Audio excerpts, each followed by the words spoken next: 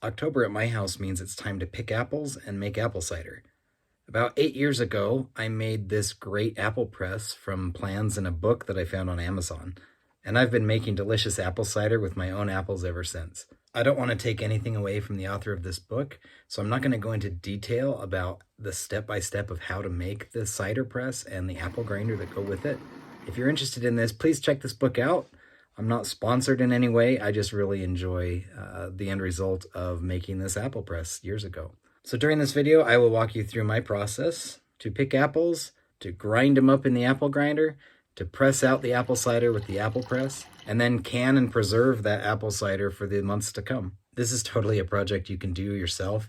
It doesn't cost a lot of money, but it's one of those things that really helps me feel connected to my past. My parents used to bottle peaches. They had apple trees. My dad grew up in an apple orchard. And this is one of those things that I just do to connect with my past and celebrate where I come from.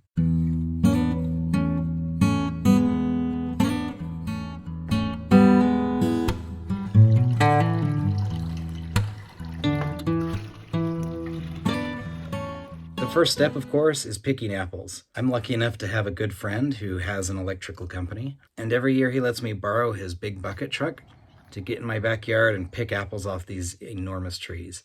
We make an event out of it and invite family over to help pick. It's a pretty good time.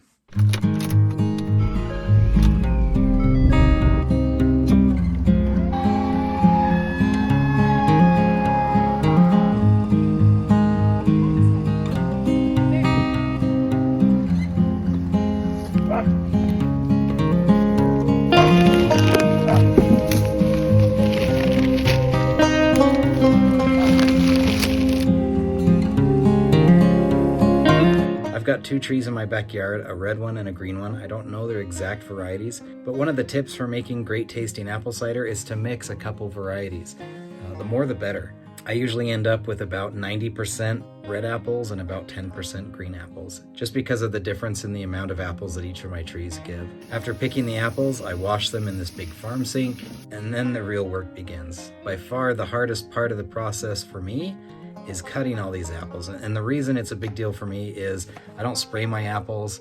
It's just expensive, it's messy, it has other drawbacks, which is great to not have apples laden with chemicals, but it means that you've got bad spots in the apples from bugs and worms and birds and other things, and those need to be cut out.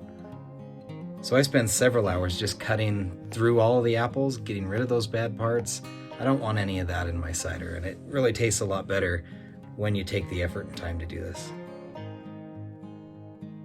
From there, the apples go into this apple grinder. Now, this is one of the two things that are explained in this book, where plans are given to convert a kitchen garbage disposal and a farm motor and some lumber into a robust apple grinder that takes apples in and produces this apple mash as it comes out. This is also one of the steps that the kids really enjoy, to be able to, throw the apples in, smash them down into the garbage disposal that's built into the thing, let them get ground up and watch it come out.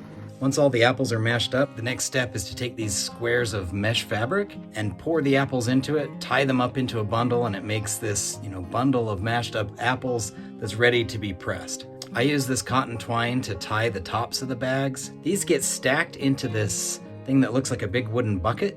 I made a new one this year, just out of 1x2s and some plastic plumbing strap. Previous years I had used plastic buckets, a laundry hamper. I tried some stuff out of PVC. This one worked really well for me, and it's pretty much in line with what's described in the book. The book describes this process of bagging the apple mash and putting it in layers between these big wooden discs that you cut out. Having these layers of the pressing circle and the mash bags produces a very efficient yield of cider at the end.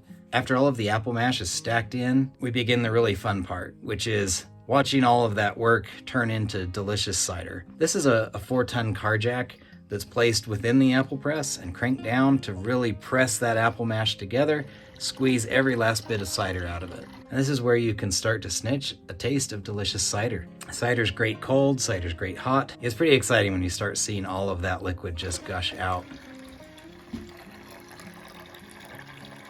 The leftover from this process is this dry apple pulp that you can either compost, you can, throw away. I've used it in years past to make applesauce with an applesauce strainer. It works really well for that. We don't need a lot of applesauce, but we do use it to put in as a substitute for vegetable oil in homemade bread, and that works pretty well.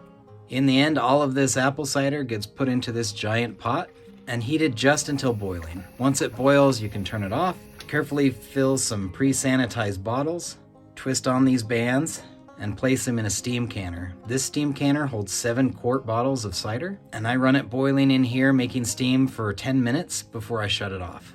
Now I place these quart bottles somewhere to cool and finish their sealing process. And when it's cooled down, I've got shelves worth of cider to enjoy for the next couple years.